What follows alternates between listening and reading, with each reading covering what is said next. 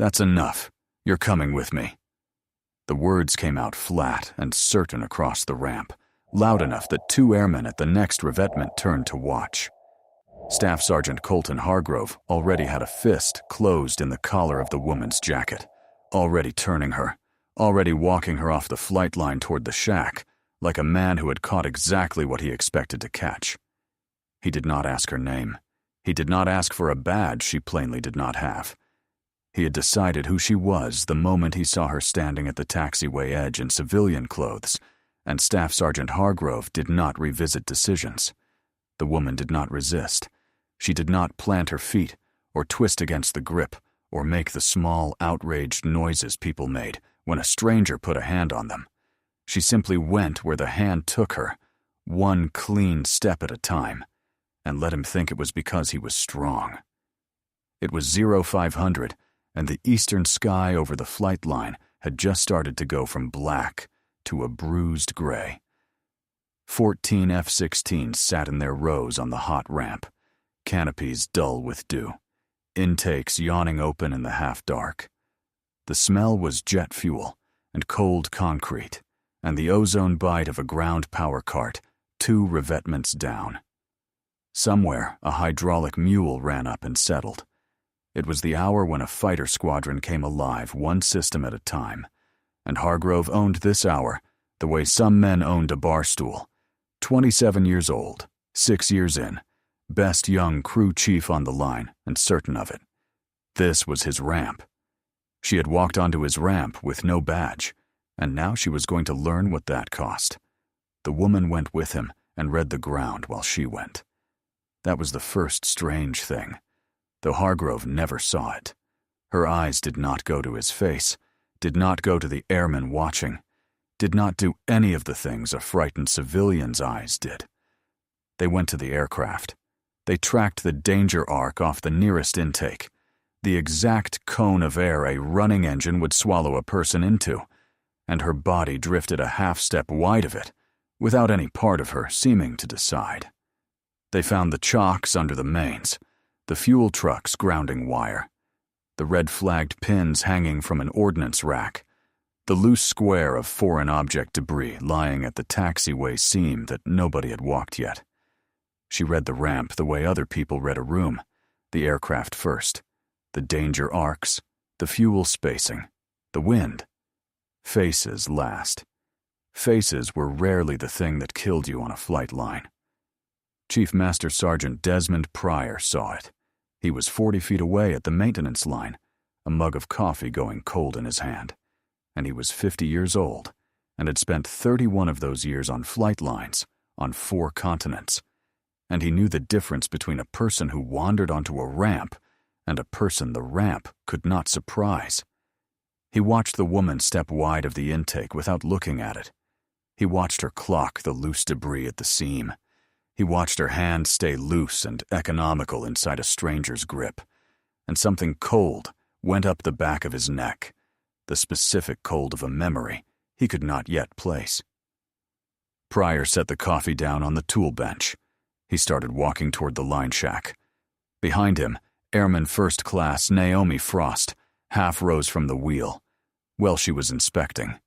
She was 20 years old, 4 months on the line, and she had seen Hargrove decide things about people before. She opened her mouth. Hargrove felt the movement the way predators feel movement, and turned his head just enough to find her, and the look sat her back down without a word.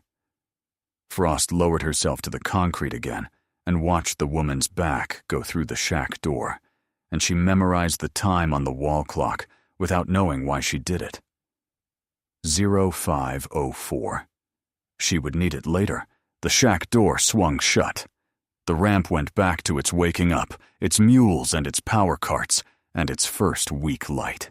But 2 people on that flight line had stopped what they were doing to watch a woman be walked away, and neither of them could have told you, yet, exactly what they were afraid of.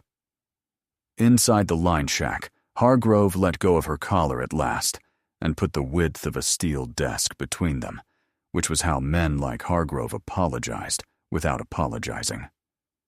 "Badge," he said. "Let's see it." You don't have one. I already know you don't have one, because if you had one, I'd have seen it. So what we're doing now is you're going to tell me who let you onto my flight line." The woman said nothing. She looked, briefly, at the room. A whiteboard with the day's launch schedule. A radio on the shelf hissing softly with ground control chatter. A coffee pot with a crust in the bottom. 2 folding chairs. She did not sit. She stood with her hands folded in front of her, and her weight even on both feet. And she waited. And the waiting was the second strange thing, because it was not the waiting of someone who was cornered. It was the waiting of someone who had decided the next several minutes were not worth spending words on. "Nothing to say." Hargrove almost smiled. "That's fine. Security forces will get it out of you." He pulled a chair around and dropped into it, and started a report on the desktop, hunting the keys with 2 fingers. "Unauthorized person. Flight line. 0500. The radio on the shelf changed its tone. It was a small thing. A shift most people in that room would not have caught. But the cadence of the ground chatter tightened the way it does when something is about to go wrong. A voice reported a hot refuel starting on a jet 2 rows over. Another voice, younger, read back the wrong tale. And a third voice, the fuel NCO, said a number for the aircraft's fuel system fault that did not match the number the young voice had just read.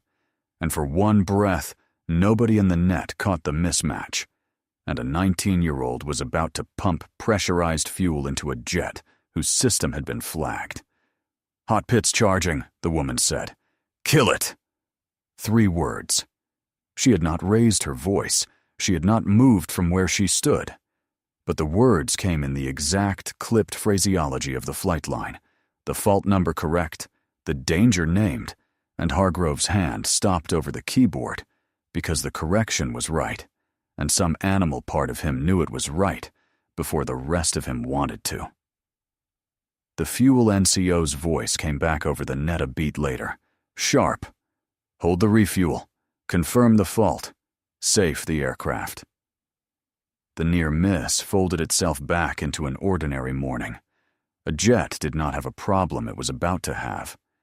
A 19-year-old airman 2 rows over did not spend the next 20 years remembering the morning he pumped fuel into a flagged system, because a woman he could not see, in a shack he had never entered, had said 3 words in the right order at the right second.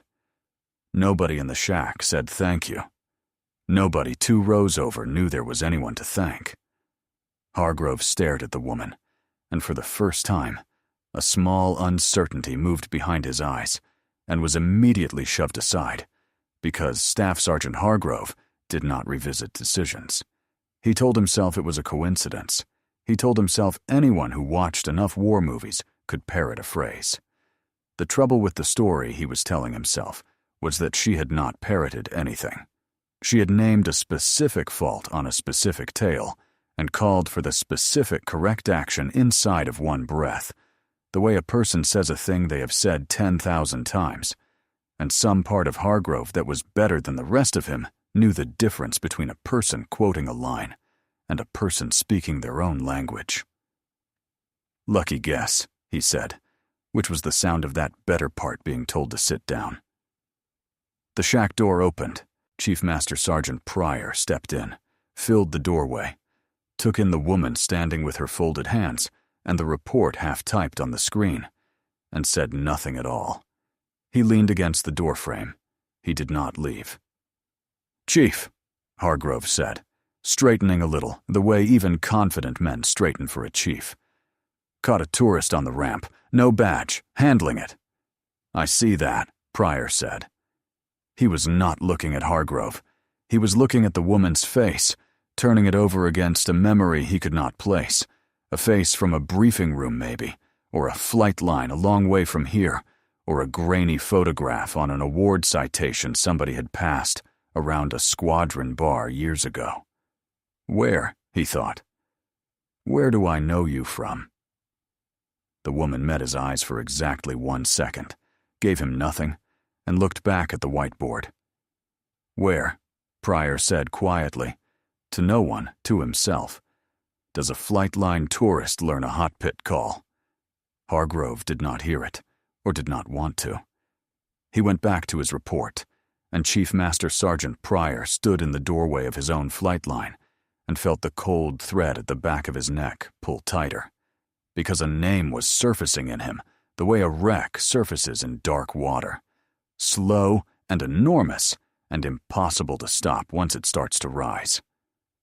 By 0600, the story had left the shack and gotten loose on the ramp, and it grew the way those stories grow. Hargrove told it in the break room with a coffee in his hand and an audience of 3. The way he told it, the woman had been fishing around near the jets, had mouthed off, had been escorted, he liked that word, escorted, and now security forces was coming to deal with her. 2 of the crew laughed in the right places. Somebody called her the tourist, and the name stuck the way cruel names stick. Past revetment to revetment, faster than any true thing ever traveled. The woman sat in a plastic chair by the shack window, where Hargrove had told her to sit, and she waited, and she watched the flight line through the glass. She watched it the way a carpenter watches a house going up wrong, reading the launch, the spacing, the sequence, the small skipped steps. She was not bored, and she wasn't afraid. She was working in the only way left to her, which was to see. Frost came in with a paper cup of water and set it on the sill beside her. Quick, the way you feed something you have been told not to feed. Thank you, Frost, the woman said. Frost stopped. She had not given her name. There was no name tape on the civilian jacket to trade, no introduction, nothing. And then Frost understood that the woman had simply read it off her uniform in the half-second she'd stood there and filed it, the way she seemed to file everything. Frost's name tape was on her left chest, and the woman had not appeared to look at it at all. "You're welcome, ma'am," Frost said, and went back out onto the ramp with a strange feeling she could not name. The woman took a small notebook from her jacket and a pen, and she began, unhurried, to write.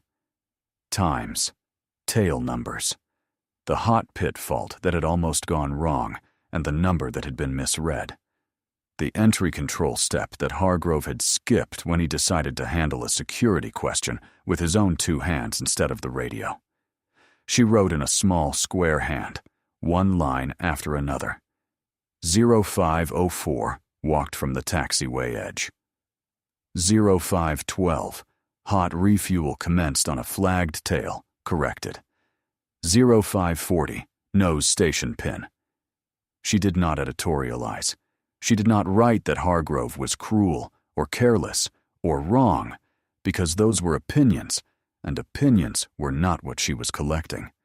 She collected facts and times and the small mechanical truths of a flight line that did not care who was mocking whom.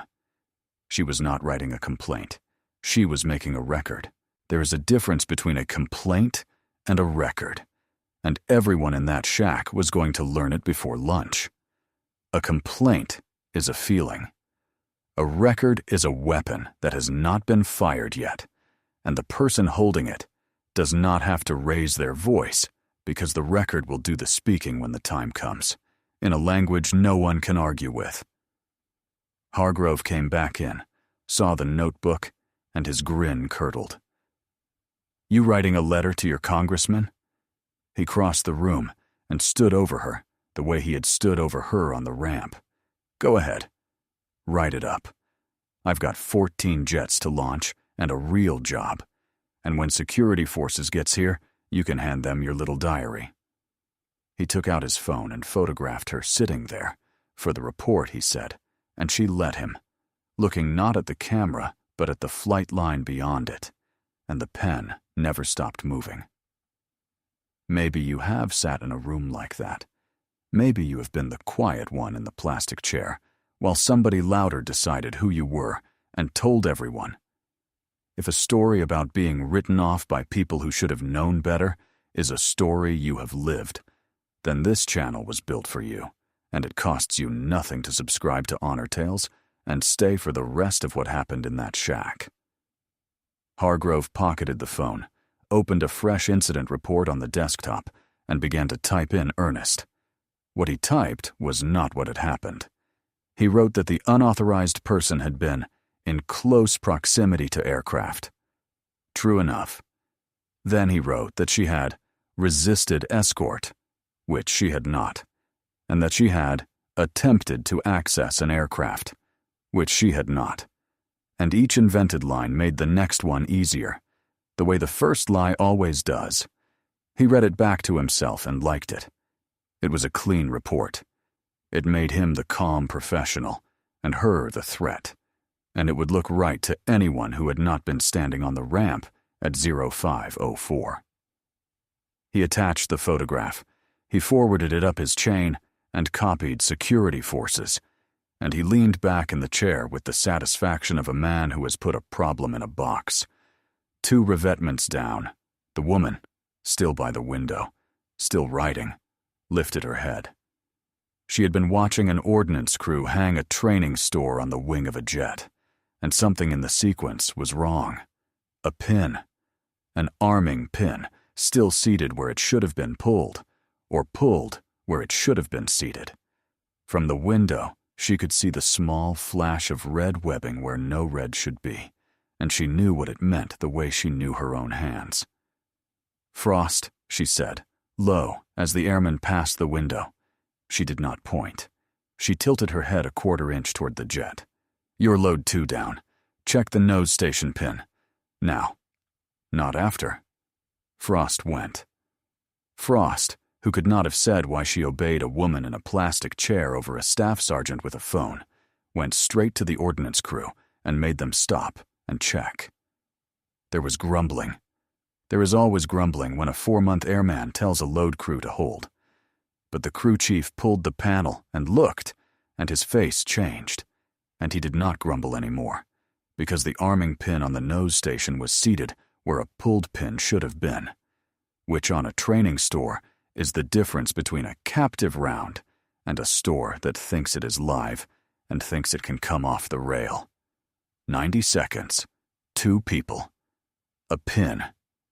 It was made right, and the accident that had been building itself quietly on the wing of a jet in the gold morning light simply did not happen, and became instead a thing that no one would ever count, because the accidents that do not happen leave no wreckage to point at. Nobody thanked her either. That is the arithmetic of a flight line. You are invisible when you are right, and famous when you are wrong. And the whole trade is learning to do the right invisible thing anyway, 10,000 times, for a career, with no one ever knowing the disasters you spent your life quietly deleting. The ordnance chief muttered something and went back to work. Frost walked back past the shack window, and the woman in the plastic chair did not look up, but her pen moved once, adding a line, and Frost understood without being told that she had just been written into the record on the right side of it. Chief Master Sergeant Pryor watched the whole thing from the maintenance line, and then he walked out past the last revetment where the engine noise would cover a phone call, and he called the squadron. "It's Pryor," he said. "I need a straight answer, and I need it now. Our new commander, the incoming boss. When exactly is Wheels Down?" He listened. His face did not change, and then it changed entirely. "Say that again. Say the whole thing again." He listened to all of it. He looked back across 100 feet of ramp at the line shack window, at the shape of a woman sitting quietly in a plastic chair with a notebook, at a face he had finally placed. "Yeah," he said. "Yeah. I copy." And he lowered the phone very slowly, like a man setting down something that had gotten heavy in his hand. Pryor did not go straight to the woman. He went to Hargrove, because there was still, in his estimation, about 11 minutes in which this could be made smaller instead of larger, and Chief Master Sergeant Pryor had spent 31 years trying to make things smaller. He took Hargrove by the elbow and walked him to the corner of the shack, out of the others' hearing. "Pull the report," Pryor said. "All of it. Then walk over to that woman and apologize, like your career is standing on it. Do it now, Staff Sergeant. Do it in the next 5 minutes." Hargrove's face went through surprise and landed on insult. "Chief, she was on the flight line with no badge, near live jets. That's not a nothing. That's the exact thing you brief us on. That's the thing that gets people killed. I did my job." "Part of your job." Pryor's voice stayed level and low. "You were right about the badge. An unbadged person by a running jet is a real problem, and you were right to stop it. I'll put that in writing myself." He leaned in. "But being right about the badge does not make you right about your hands. You put a fist in a person's collar, and you walked them off my ramp, and then you wrote a report that isn't true. Right about the badge, wrong about all the rest of it. And the rest of it is the part that's going to land on you." "She resisted," Hargrove said. "It's in the statement." "She didn't." Pryor held his eyes. "I watched her. She never so much as leaned against your grip, and you know it. Son, I have been doing this since before you could read. I am telling you, one time, the way I'd want somebody to tell me. If that woman is who I think she is, you want to be a very long way from that report. Pull it. Apologize. Live to be a chief someday." For 1 second, something in Hargrove wavered. The uncertainty from the shack came back, the one he'd shoved aside when she called the hot pit, and it stood at the edge of him asking to be let in. He shoved it aside again. "She was on my flight line with no badge," Hargrove said. "I'd do it again." "I know you would," Pryor said. "That's the part that worries me. It isn't that you got it wrong. Anybody can get a thing wrong on a dark ramp before coffee. It's that you'd get it wrong the exact same way a second time, and a third, because you've decided that getting it wrong is the same thing as being strong. It isn't. I've buried the difference. More than once." For a moment, something in Hargrove wavered. He was 27, and he was good at his job, and he had built his whole self on being the man who was right about the flight line. And here was the one man on the base he could not dismiss, telling him, quietly, that being right about the badge and right about everything were not the same country. The uncertainty from the shack came back, the one he'd shoved aside when she called the hot pit, and it stood at the edge of him with its hand out. He shoved it aside a third time. Pryor looked at him for a long moment. Then he stepped back, and the stepping back was its own kind of sentence, because it was the look of a man who has offered a rope to someone standing in a rising tide, and watched them fold their arms. "All right," Pryor said. "All right, Staff Sergeant." He walked away and stood where he could see the clock over the shack door and the access road at the far gate at the same time, and he waited, because that was all there was left to do now. From her plastic chair, the woman had heard just enough, the shape of it, the cadence of a senior man trying to save a junior one from himself, and she understood that the chief had placed her. She caught Pryor's eye through the window and gave him one small nod, the nod of a professional acknowledging another professional, and nothing more. She was not going to help Hargrove now. She was going to let it run to the end, because some lessons only take when they are allowed to finish. Why let it run? That is the question worth sitting with.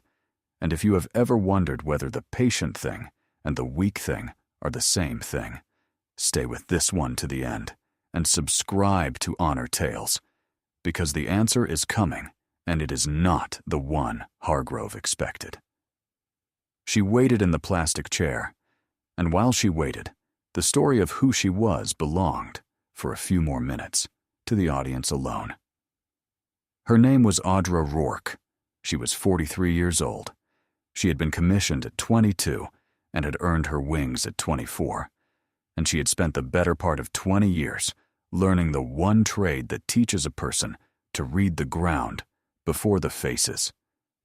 She flew single-seat fighters, She had flown them in 3 theaters. And in the summer of 2017, on a morning not unlike this one, she had learned exactly how little a line shack could frighten her. It had been a routine sortie until it was not. 2 F-16s, herself and a young captain named Reed Sumner on his 3rd combat deployment, working a valley in the last gray before dawn. Ground fire came up out of a village that was supposed to be empty.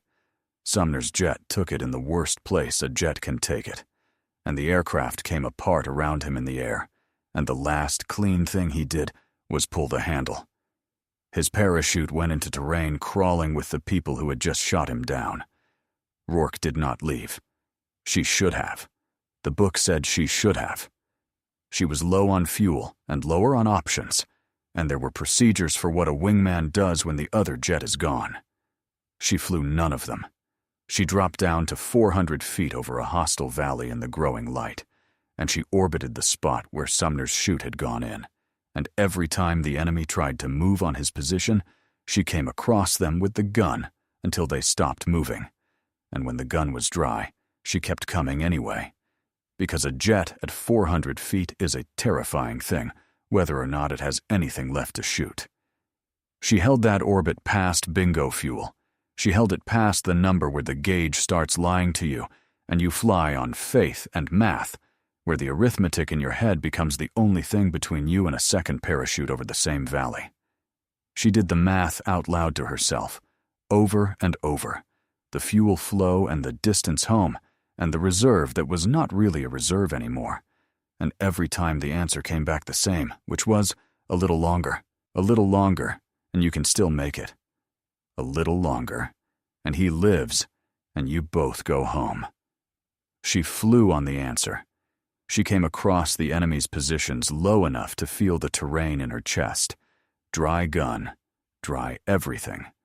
Betting her life on the oldest truth in her trade, which is that a fighter at 400 feet is a terrifying thing, whether or not it has anything left to give, and that men who are being terrified do not advance.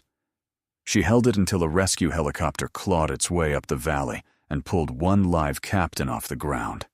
And then, and only then, did she point her nose home. She landed with fumes in the tanks, so light on fuel the crew chief went pale reading the gauge, and she climbed down the ladder, and her hands, for the first time all morning, shook. Not before, not during, only after, only when it was allowed. That was the whole of her, in one detail. The shaking came after. During, there was only the work. They called her Sable after that night.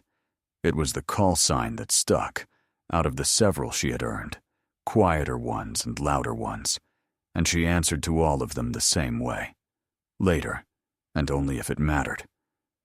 Reed Sumner walked because she stayed. She had stood at other funerals since. For others she could not stay for. And she carried those the way everyone in her trade carried them, folded small and kept close and never once set down. That was the weight behind the quiet. That was what sat in the plastic chair. In the shack, Audra Rourke flexed her right hand once, the same hand that had held that orbit at 400 feet with the fuel gauge lying to her, and folded it back into her lap. A line shack did not frighten her. A staff sergeant with a phone did not frighten her. She had made her peace long ago with being underestimated. It was, she had found, the single most useful thing a person could be, right up until the moment it stopped being useful. Outside, a vehicle pulled up to the shack. 2 doors opened and shut. Boots came across the ramp. Security forces arrived through the front, 2 young airmen in blue with the polite, hard faces of people who had been told there was a trespasser, and Hargrove rose to meet them like a host greeting guests. This was the part he had been waiting for. This was the part where the report became real, where the woman in the plastic chair became, officially, the thing he had written her to be. "Here's your trespasser," he said. "It's all in the statement." And then he did the thing that ended him, though he would not understand that for another 4 minutes. He reached down and took Audra Rourke by the arm, and he pulled her up out of the chair, and turned her toward the security forces airman and gave her a shove between the shoulder blades to present her. A small, contemptuous shove, the kind of thing a man does to a thing he has stopped seeing as a person. And he did it in front of two witnesses in uniform whose entire job was to observe and record. The second contact, the documentable one. He handed over the signed statement, thick with its invented resistance, and he stepped back with the satisfaction of a job closed. Rourke let him. She let the hand take her arm, and she let the shove move her the 2 steps it was meant to move her, and she did not stumble, because people like her do not stumble. And as she came to a stop in front of the security forces airmen, her eyes did the thing they had done all morning. They read the room. The blue of the SF uniforms, the ranks, the door behind them, the ramp beyond the door, the light coming up gold now over the 14 jets, and the corner of her mouth moved. Not a smile. Nothing so warm as a smile. Something closer to pity. The look of a person who can see the whole shape of a thing that another person cannot yet see at all.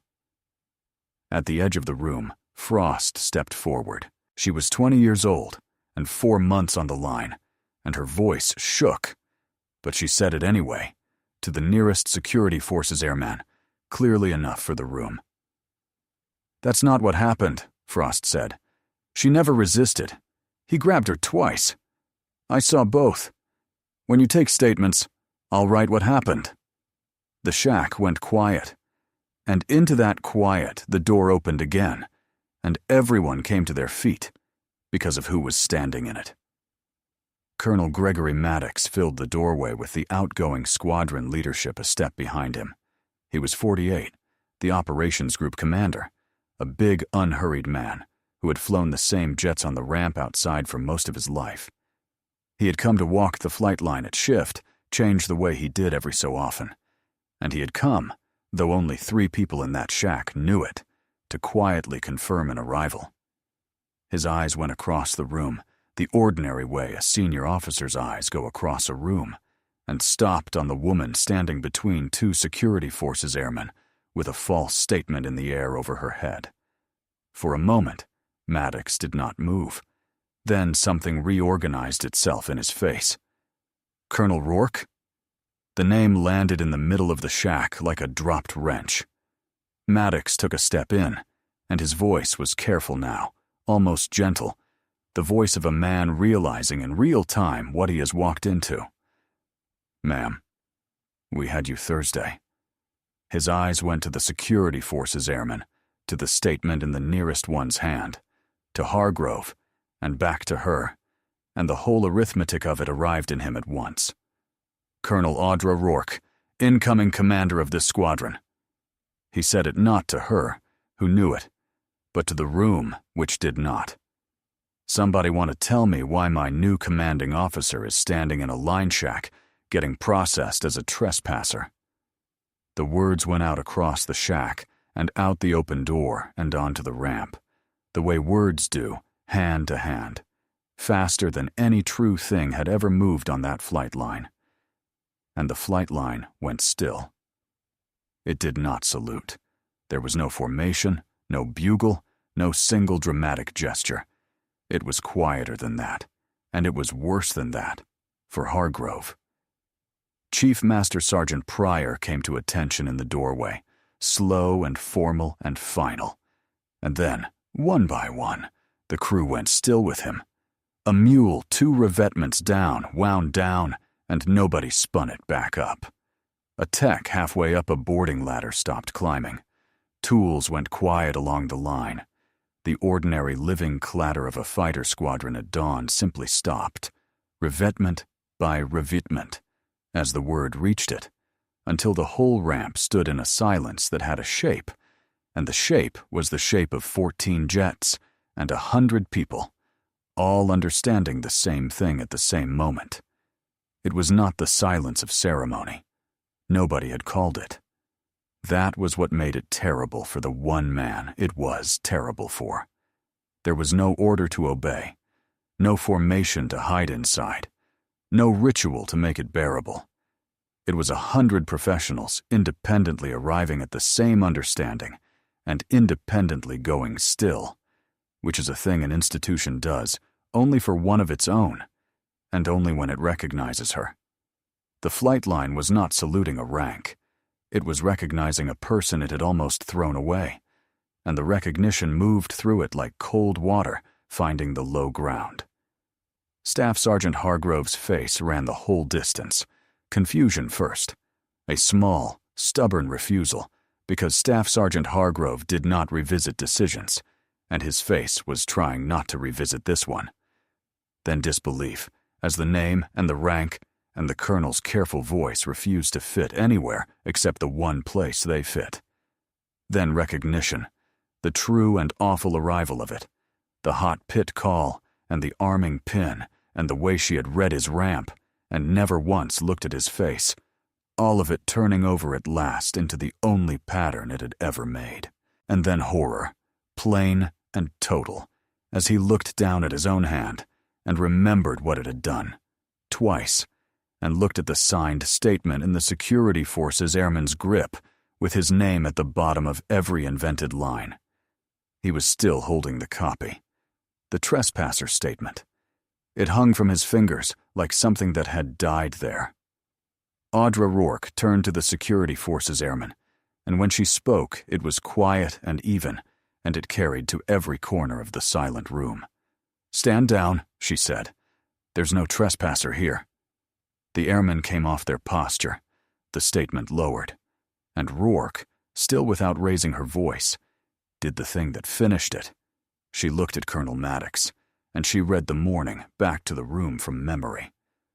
The hot refuel at 0512 on the flagged tail, the misread fault number, the pump that should have started and did not because someone had said, "Kill it." The training store on the load, 2 revetments down, the nose station arming pin still seated at 0540, made right because someone had said, "Check it now." The entry control step at the taxiway that had been skipped at 0500 when a security question had been answered with a fist instead of a radio.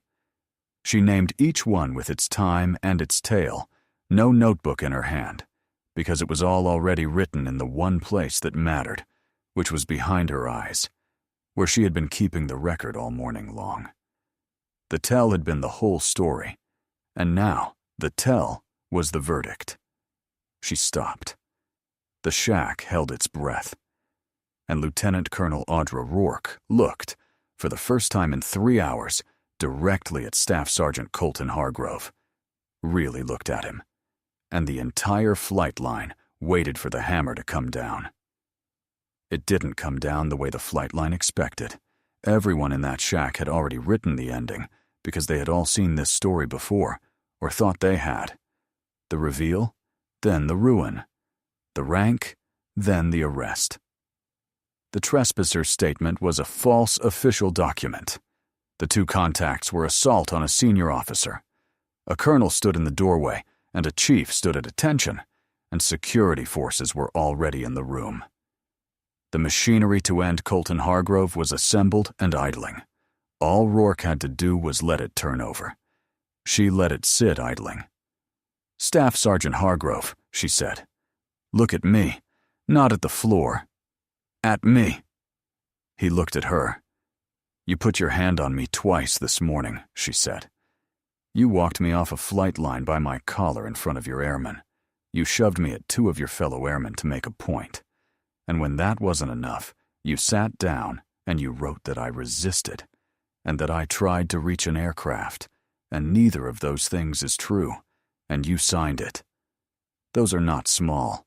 I want you to hear me say that plainly in front of everyone who watched you do it.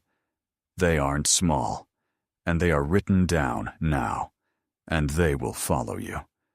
There is a reckoning in this, and you are going to carry all of it." Hargrove's jaw worked. "Ma'am." "I'm not finished." She did not raise her voice. She did not need to. "Here's the part you don't expect. I am not going to take your career this morning." The shack shifted. Even Maddox turned his head. I could. Everyone in this room knows I could, and knows it would be clean, and knows nobody would ever question it. And I have spent 20 years watching us solve problems by ending people, and then standing at the next formation short one more person, and no wiser than we were. I'm tired of it. It's a waste, and I don't run a squadron on waste. She stepped closer to him, and her voice dropped, and it was somehow harder for being softer. You were right about one thing this morning. One. Nobody unbadged belongs near my jets. That instinct, the one that made you cross that ramp, that instinct is correct, and it is rare, and most people walk right past the unbadged stranger because stopping her is inconvenient, and you did not walk past. You were right about the badge. Her eyes did not let him go. You were wrong about everything you did next. You were wrong about your hands, and you were wrong about the radio you didn't use, and you were wrong, most of all, about the report. Right instinct. Every wrong action after it. Do you understand the difference? Because your whole life on this flight line is going to be about that difference now. If you have ever been on the receiving end of a correction that could have been a destruction, if someone once chose to spend you instead of end you, and you have never forgotten it, then you already know why the men on that flight line would follow her anywhere, and it would mean something to her to have you here for the rest of it. So subscribe to Honor Tales before the last of it plays out. Here is what happens, Rourke said. You keep your stripes, you do not keep your comfort. Effective today, you own the entry control point for this flight line. You are going to write the procedure, the real one, the one you skipped this morning, for how an unbadged person gets challenged and stopped and reported by the radio and by the book, with nobody's hands on anybody. You're going to write the hot pit checklist and the FOD walk standard and the arming pin verification you watched almost fail twice before breakfast. And then you are going to run all of it, every day, under my eye, until this flight line is the safest one in the Air Force, which is the standard you claim to be defending when you put your hand in my collar. You care about this ramp. Good. You're going to care about it correctly now, in writing, where it counts. She let that stand a moment. That's not mercy, Staff Sergeant. Don't mistake it for mercy. It's the harder thing. Mercy would be letting you leave. Mercy would be a clean discharge, and a story you get to tell your whole life about the colonel who had it out for you. I'm not giving you that story. I'm making you stay in front of every airman who watched you this morning and fix the exact problem you proved you understand. You'll earn back what you spent this morning, one correct day at a time, in the open, where they can all watch you do it. That's not a kindness. That's a sentence. It's just a sentence that ends with you being useful instead of gone. She straightened. Now go stand your post. Hargrove stood there with the dead statement still in his hand, and something in his face that had never been there before. The beginning, maybe, of the man Pryor had been trying to save. He came to attention.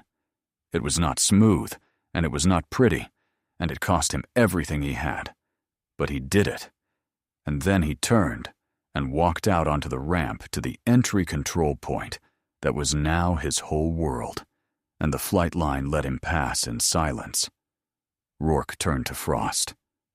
Airman Frost. The girl straightened. You brought water to a stranger you'd been told to ignore. You caught a pin nobody else caught. And when it would have been easier and safer to say nothing, you told 2 security forces airmen the truth in a room where the truth was not popular. That's the whole job. That's all of it. Right there, at 20 years old. Rourke looked at Chief Master Sergeant Pryor. Chief, I understand there's a development slot this airman's been passed over for. Twice. There is, ma'am, Pryor said, and there was something in his voice that had not been there all morning. It'll be corrected by close of business.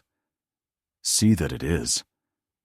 Frost's eyes were bright, and she said nothing, which was the right thing to say, and Rourke gave her the smallest nod, the same nod she had given prior through the window, the one professional to another.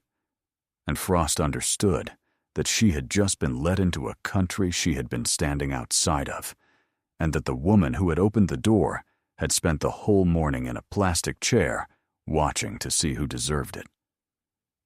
Chief Master Sergeant Pryor came forward then, and the two of them looked at each other, and 31 years, and a face surfacing out of dark water, and a name from an old citation all sat between them without needing to be said. Sable, Pryor said quietly. 2017. The Valley. I was on the Recovery Birds crew that morning. His voice was even, but it cost him something to keep it that way. We were 9 minutes out when the call went dry. The fighter overhead had gone Winchester. No ammunition left, and stayed anyway. We came up that valley expecting to pull a body. Instead, there was a jet down in the weeds at 400 feet, keeping the whole hillside pinned with nothing but its own shadow. I never saw the pilot who held that orbit. Just heard the voice on the radio, calm as a Sunday, and heard what she did, and never forgot it.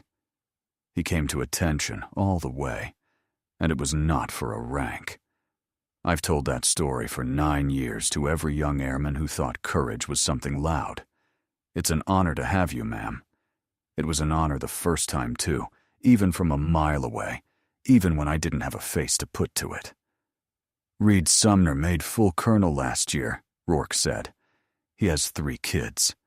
The youngest is named after the para-rescue man who went down the hoist for him.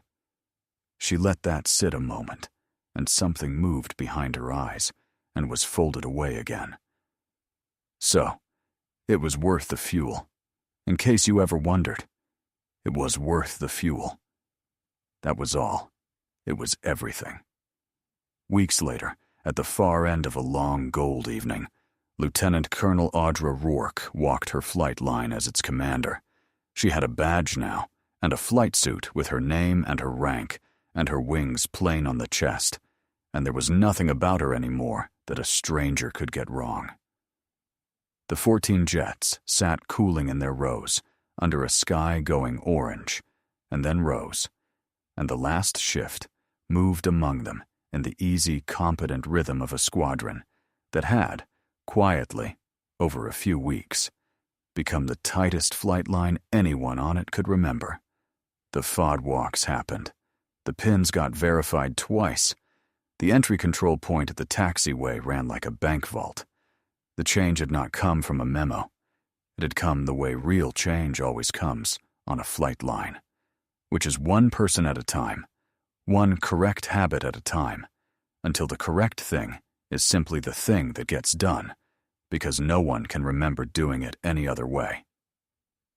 The airmen had watched a colonel choose to fix a man instead of erase him, and something about that had reset what they thought the job was. Discipline that comes down as punishment builds resentment. Discipline that comes down as investment builds a squadron. They had seen the difference made flesh on a gray morning, and they had quietly decided to be worth it. It ran that way, most of all, because of the staff sergeant standing at the entry control point. Hargrove watched her come. He had run this point every day since the morning in the shack, had written every procedure she'd told him to write, and a few she hadn't, had become, to the surprise of everyone including himself, exactly the flight line security this squadron had never quite had. When she reached the line, he put out his hand, palm up, the way the procedure said, his procedure. And Rourke stopped, and reached up, and handed him her badge. The commander of the squadron let the staff sergeant check her credentials at her own entry control point, by the book, the way an unbadged stranger should have been challenged on a gray morning weeks before. He looked at the badge. He looked at her. He handed it back. "Ma'am," Hargrove said. "Staff Sergeant," Rourke said. And a small, dry nod passed between them. Nothing warm, nothing forgiven exactly, but something squared, Some debt understood on both sides of it. Then she walked on down the line into the last of the light, reading the ground the way she always would, the aircraft first, and the danger arcs, and the wind. And Colton Hargrove turned back to his post and watched the gate, and neither of them said another word, because none was needed. There was no coded message waiting, no name on a memorial wall, no sequel to come. Just a commander and her flight line at last light, and a young man who had been spent instead of ended, standing his post correctly in the quiet. Every soldier carries a story that few ever hear. Listen with your heart. Thank you for staying and watching. Subscribe to Honor Tales for more.